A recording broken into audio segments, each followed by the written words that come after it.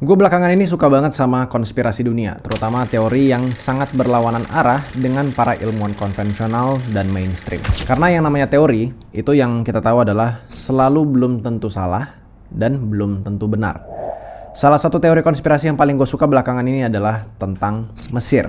Di video kali ini, gue akan kasih tahu ke kalian temuan-temuan di Mesir yang mengindikasi kalau piramid dan Sphinx bukan dibuat oleh rakyat Mesir, tapi oleh seseorang atau sesuatu yang seharusnya nggak ada di sana menurut sejarah mainstream. So grab your popcorn and let's talk about it.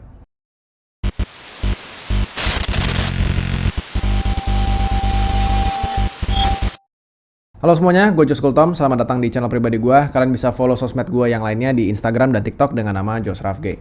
Kalian bisa bantu channel ini dengan sekedar komen dan like video ini, atau kalian juga bisa join membership channel ini dengan cara klik tombol gabung di sebelah tombol subscribe. Seperti nama-nama orang yang ada di sini.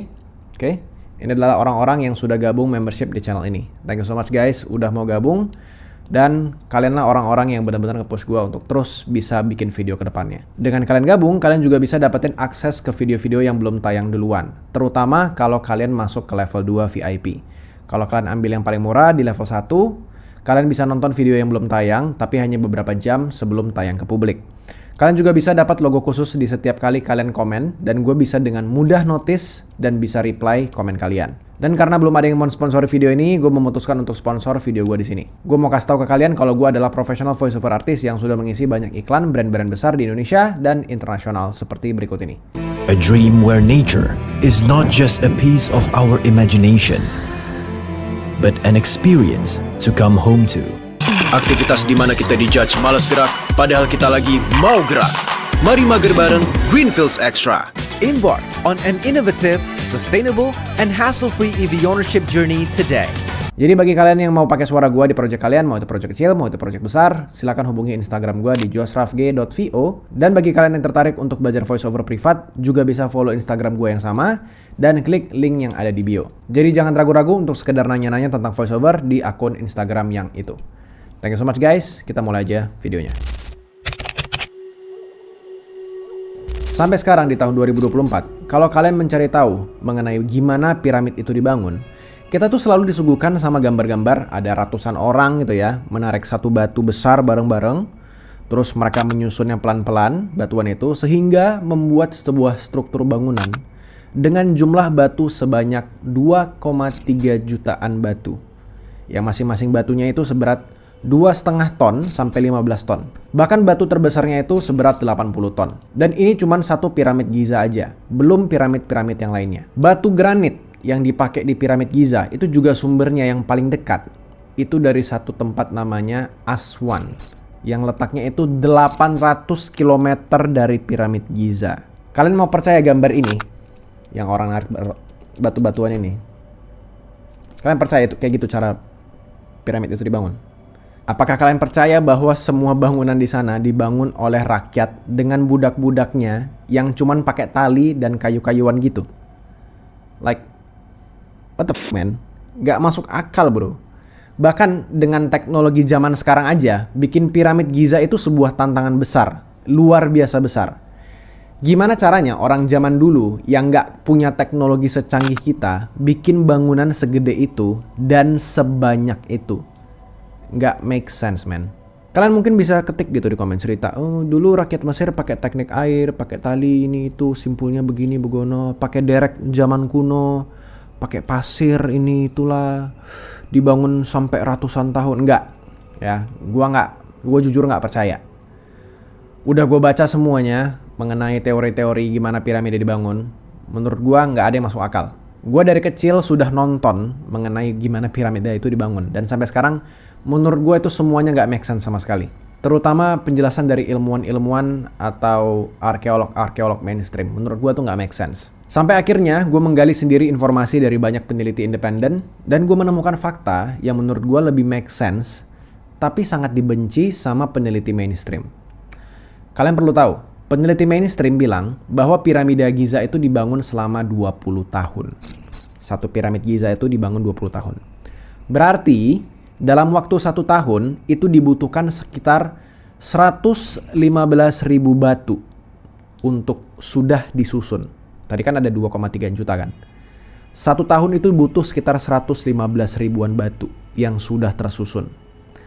Artinya, ada sekitar 315 batu yang harus disusun setiap hari.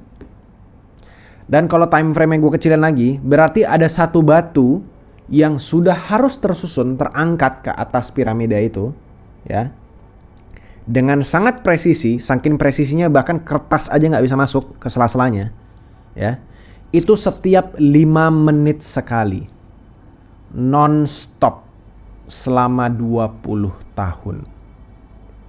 Gimana caranya? Dan itu cuma nyusun doang. Belum termasuk bagian dalamnya dan dekorasi-dekorasinya. Itu lantainya begitu mulus, itu nggak make sense kalau nggak pakai alat berat ya. Itu nggak make sense sama sekali. Itu cuman fondasi utamanya, nggak interiornya. Terus mereka bilang cara ngerjainnya itu begini, kayak di foto ini. Kalau kalian percaya, kalian sudah dicuci otaknya. Oke, kita langsung aja ke konspirasi yang mau kalian dengar ya. Menurut gua, ada 2 penjelasan umum yang paling masuk akal, atau di saat yang bersamaan sebenarnya gue bisa bilang nggak masuk akal. Yaitu, pertama, piramida itu dibangun oleh alien. Oke. Yang kedua, piramida itu dibangun oleh peradaban yang sudah punah, tapi sudah canggih, dan lalu rakyat Mesir akhirnya menemukan bangunan-bangunan ini. Gue tahu 2 penjelasan itu semuanya aneh, agak gak make sense, tapi gak bisa dipungkiri kalau rakyat yang belum punya teknologi maju bisa membuat bangunan segede itu sangat mustahil. Bukan agak mustahil, itu sangat mustahil. Dan ternyata ada saksi-saksi bisu yang bisa kita lihat di sekitaran piramida yang membuktikan kalau benar bukan rakyat Mesir yang membuat piramida 2500 tahun sebelum Masehi. Salah satu contoh yang paling terkenal itu disebut dengan helikopter hieroglyphs yang ditemukan di kuil Seti I di Abydos di tahun 1990-an. Foto-foto hieroglif ini mulai beredar dan ini bikin heboh karena bentuknya itu mirip banget sama helikopter, pesawat, sama bahkan kapal selam. Banyak orang yang berspekulasi kalau peradaban Mesir kuno itu punya kontak dengan teknologi canggih. Mungkin aja dari makhluk luar angkasa. Jujur ya, pas gua ngeliat foto ini, itu tuh gua kira ini tuh cuman hoax atau cuman lucu-lucuan aja. Tapi pas gua teliti, enggak. Ini ternyata bukan lucu-lucuan, ini beneran. Ini ternyata beneran ditemukan. Bukan meme. Gua kira itu meme awalnya. Ternyata bukan. Nah, penemuan ini itu pertama kali dibawa ke publik sama orang-orang kayak Erich von Daniken yang terkenal dengan bukunya yang berjudul Chariots of the Gods yang terbit di tahun 1968. Di dalam bukunya von Daniken ini, dia berargumen bahwa banyak monumen kuno, termasuk piramida, itu dibangun dengan bantuan alien. Dia ngasih contoh, ya tadi, hieroglyphs helikopter tadi itu, sebagai salah satu bukti utama di dalam teorinya. Nah, selain gambar sama relief, ada juga teks kuno yang dianggap oleh beberapa orang, itu sebagai deskripsi tentang teknologi dan makhluk asing. Salah satu teks yang paling sering dimention, ya, itu adalah Tuli Papyrus. Jadi ceritanya, papirus ini tuh ditemukan sama satu orang bernama Alberto Tuli, seorang mantan direktur bagian Mesir dari Museum Vatikan. Nah, si orang ini itu ngeklaim dia menemukan papirus ini di Kairo pada awal abad ke-20. Nah, di dalam papirus ini itu diceritain tentang kejadian aneh di langit Mesir selama pemerintahan Thutmose ketiga atau sekitar 1500 tahun sebelum Masehi. Yang menurut interpretasi itu menceritakan tentang penampakan objek terbang yang bersinar yang dia sebut sebagai circular fiery disk atau gampangnya UFO dah. Itu UFO ya, gampangnya gitu aja. Lalu ada satu acara TV namanya Ancient Aliens yang dibikin sama Erich von Daniken sama temannya Giorgio A. Tsoukalos namanya. Di TV-nya itu dia sering merujuk pada Tuli Papyrus sebagai bukti bahwa Mesir kuno itu melihat teknologi canggih yang nggak berasal dari bumi. Di situ mereka selalu bilang kalau di deskripsi di dalam papirus ini menunjukin penampakan UFO dan bahwa orang Mesir kuno itu mungkin aja dapat bantuan atau pengaruh dari makhluk luar angkasa dalam pembangunan piramidanya dan monumen-monumen besar lainnya. Salah satunya juga adalah Sphinx. Nah, terlepas dari teori-teori alien yang tadi barusan gue sebut, kita mungkin bisa lah melihat dengan lebih realistis gitu ya. Nah, jadi ada satu cerita yang berasal sebenarnya itu dari luar Mesir, jauh dari Mesir. Dan mungkin cerita ini bisa menjadi jawaban bagaimana piramida ini bisa dibangun. Cerita ini datang dari Tibet, dari sebuah kuil biksu di pegunungan, di mana biksu-biksu ini bisa mengangkat batuan ratusan ton tanpa perlu menyentuh batu itu.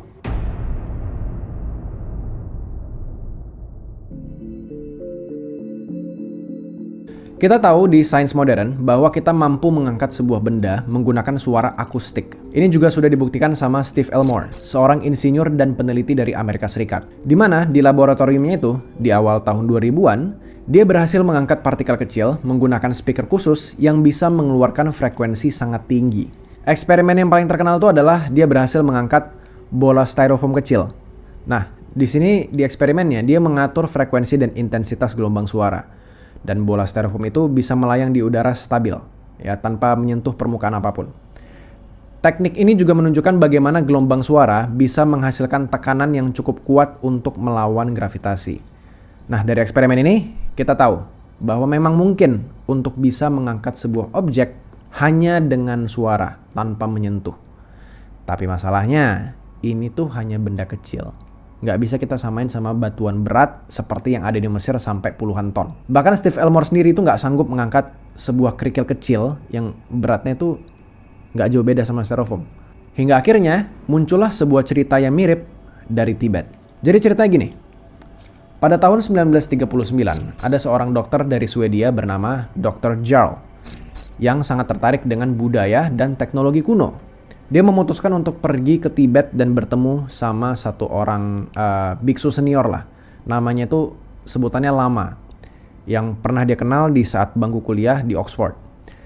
Setelah beberapa hari dia tinggal di biara ini, di pegunungan Tibet, Dr. Jarl mendengar kabar bahwa para biksu ini akan mengangkat batuan besar menggunakan suara. Ya, akan ada dilakukan sebuah ritual. Karena dia penasaran, dia meminta izin nih untuk menyaksikan ritual itu.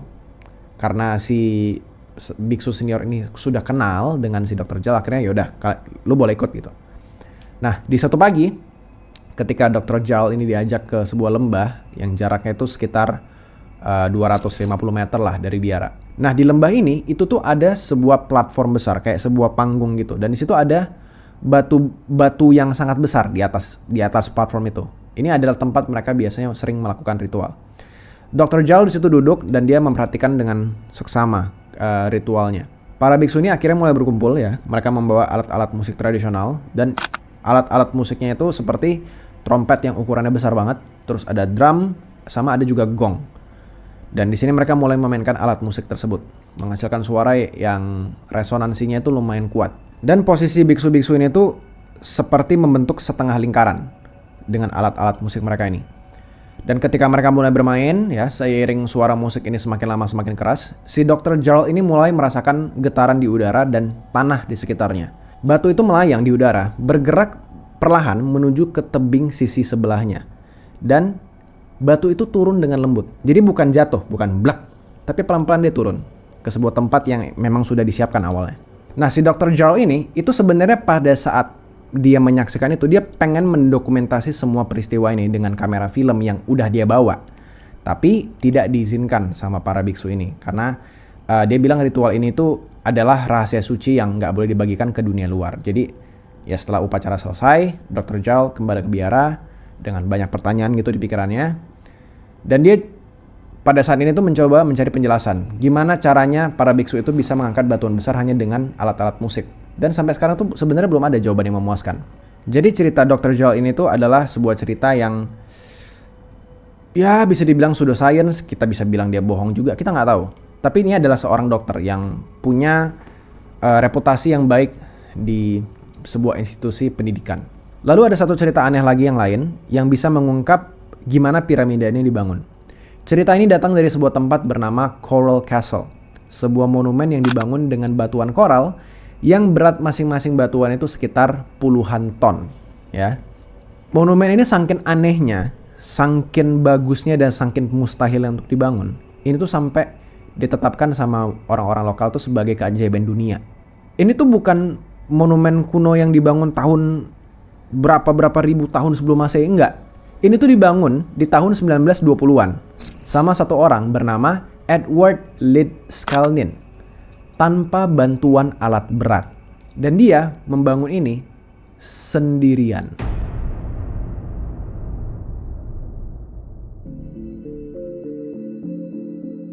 Edward itu adalah seorang imigran dari Latvia yang pindah ke Amerika Serikat. Dia adalah sosok yang sebenarnya dibilang tetangganya itu cukup misterius. Dia ini mulai mengumpulkan batu-batu koral besar di sebidang tanah miliknya.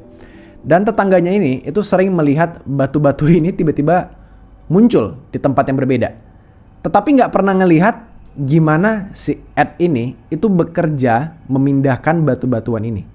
Jadi gimana si Edward ini tuh bisa memindahkan batu itu tidak pernah kelihatan sama sekali sama tetangganya.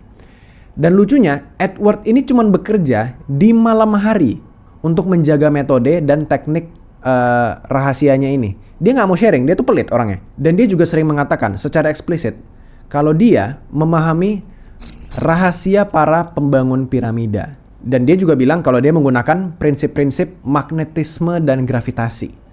Nah, struktur Coral Castle ini itu isinya ada patung, ada meja, ada kursi, ada menara, dan bahkan ada gerbang berputar yang terbuat dari batu yang beratnya itu beberapa ton. Dan pintunya itu tuh bisa diputar, cuman didorong pakai satu jari. Itu bisa didorong. Jadi somehow si Edward itu sendirian bisa ngebalancing batu itu, terus nyari titik tengahnya, dan batu itu bentuknya nggak simetris ya. Dia bisa cari titik tengahnya, dia bor dengan sangat bagus, terus itu bisa seimbang.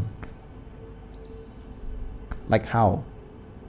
Dan lucunya lagi, pada tahun 1936, Edward memutuskan untuk memindahkan seluruh Coral Castle sekitar 16 km ke Homestead, Florida. Dan lagi-lagi dia ngelakuinnya ini tuh sendirian. Dia memang ada nyewa truk sama supir, tapi dia nggak pernah ngizinin supirnya itu untuk ngelihat gimana dia cara mindahin batuan ini ke truk. Jadi tiba-tiba udah di atas truk aja tuh batu-batuan, dan supirnya ini nggak boleh lihat. Si Ed ini bekerja selalu pada malam hari, dan keesokan harinya tuh batu-batuannya selalu sudah ada di tempat tujuan baru.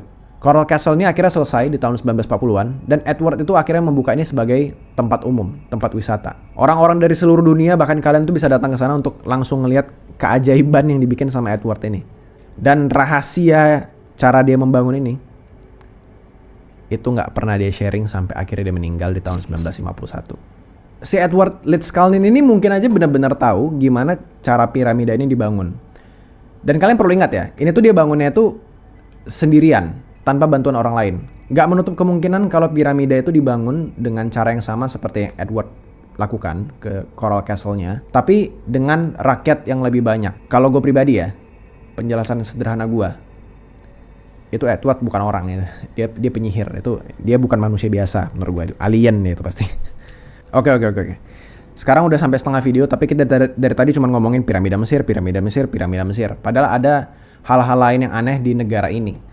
Kalau kalian menonton video gue sebelumnya tentang kiamat yang terjadi 11.000 tahun yang lalu, kalian pasti tahu tentang Sphinx yang gue singgung di video itu. Dan dari temuan para arkeolog Mesir, kita juga mengetahui ternyata ada kemungkinan besar bahwa piramida dan Sphinx itu bukan dibangun oleh rakyat Mesir, tapi ditemukan oleh rakyat Mesir.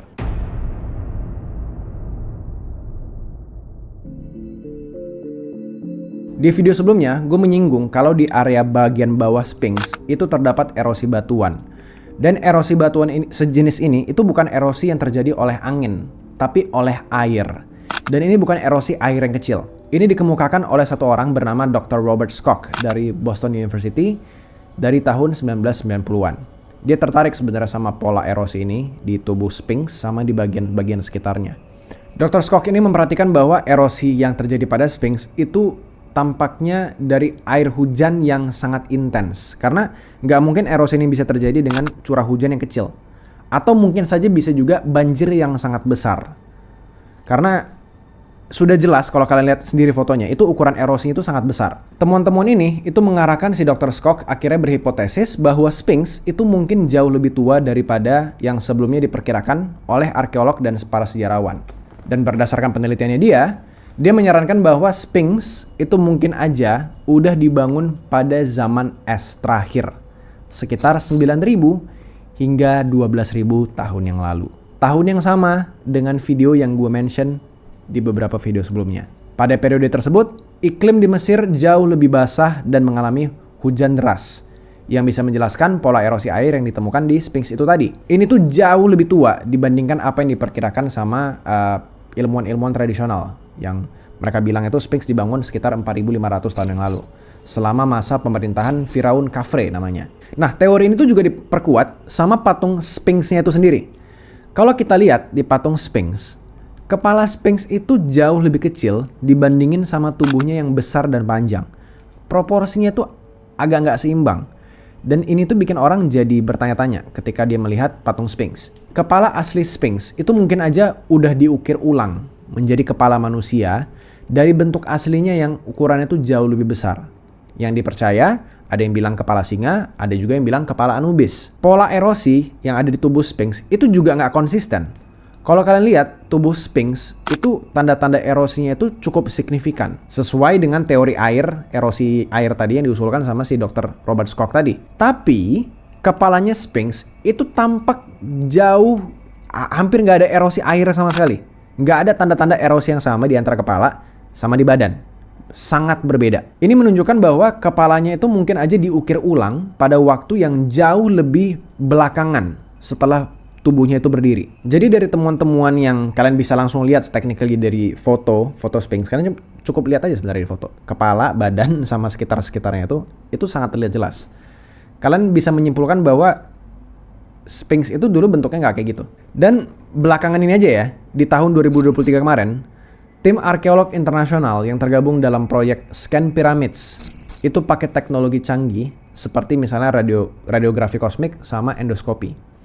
Teknologi yang kita baru-baru aja punya. Dan ketika alat-alat baru ini dipakai, ditemukan koridor tersembunyi di dalam piramida lain yang namanya piramida Khufu. Koridor ini tuh terletak di atas pintu masuk utama piramida. Panjangnya tuh sekitar 9 meter dan lebarnya itu 2 meter.